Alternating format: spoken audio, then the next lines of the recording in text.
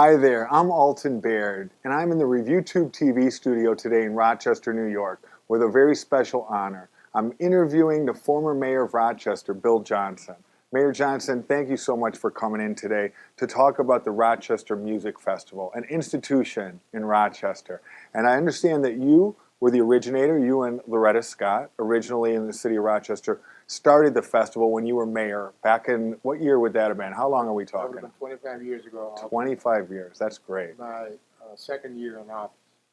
And let me just quickly set the backdrop. It was during a period when there was a lot of violence in the city and a lot of fear about coming into downtown.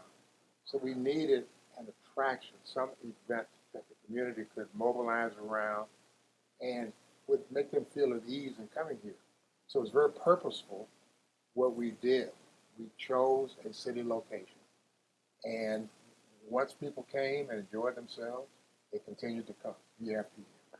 Well, I tell you, you really triggered something because Rochester downtown has just transformed itself. Yeah. And here in the studio, we're right on Main Street and CGI headquarters, and we've been here for such a long time and watched this evolution occur. And that sounds like it was almost a trigger for that improvement of the downtown district. It was one of them. We had some other initiatives that we were doing simultaneously, but the Music Fest was really important because not only would it be for the benefit of locals, but it was designed to attract people from outside of the community.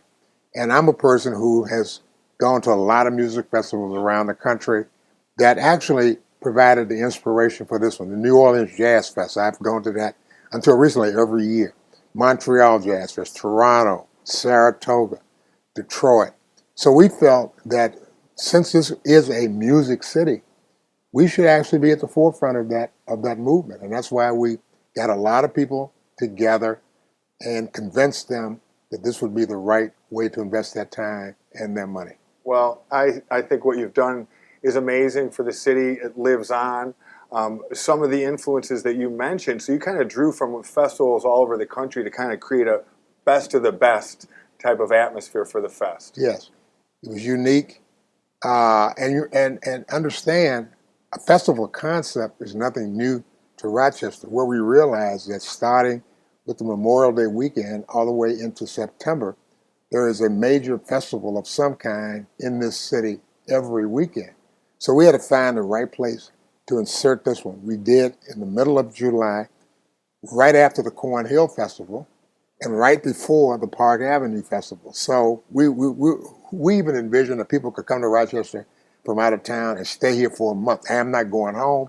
I'm going to stay here after Cornhill. I'm going to go to the Rochester Music Fest. I'm going to go to Park Avenue, all the other ethnic festivals that we had. So and there were doubters. There were people who were skeptical that this could happen. And we actually were blessed. Our first sponsor was Time Warner Cable. And so we had the resources of the entire Time Warner company behind us. The CEO, then Frank Giano, was a man of vision. He was a friend of mine. I've sold it on him. He put up huge amounts of money, but he actually was able to help us attract some very top-line entertainment. And that's what made it, because if we were just dealing with regional or local acts, I doubt if this thing would have succeeded. But we were bringing in big names: Aretha Franklin, John Legend, the OJs, Gladys Knight.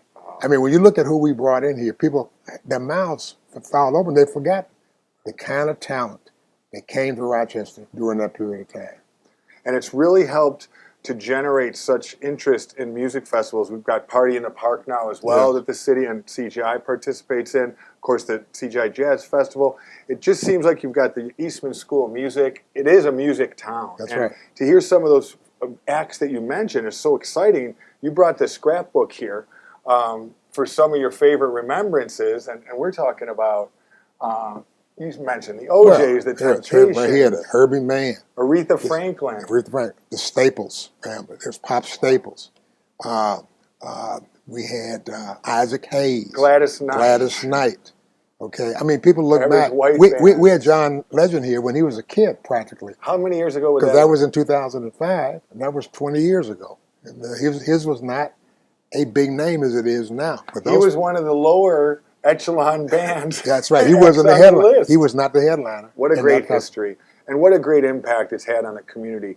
What other impacts do you think that this fest continues to generate in the current day, and why it's so important right now Well, to have this kind of a festival? I think Alton, one other thing it did was it brought people together.